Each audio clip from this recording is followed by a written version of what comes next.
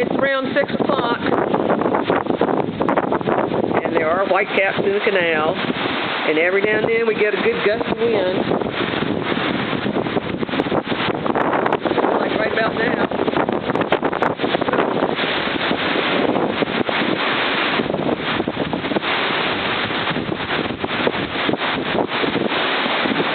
And I'm worried about my bay tree. That seems to be lifting a bit more today.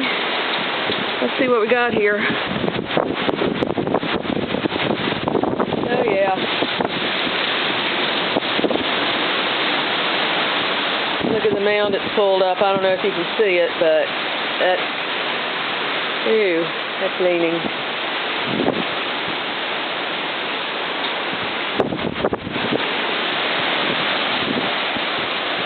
Done everything we can do.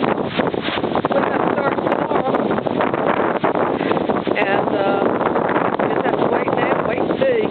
And wait for the storm to pass, the winds to change from the opposite to the opposite direction. And that's when the water will start coming in. They're talking a 3 to 5 foot storm surge. Hope not, but we're ready for it.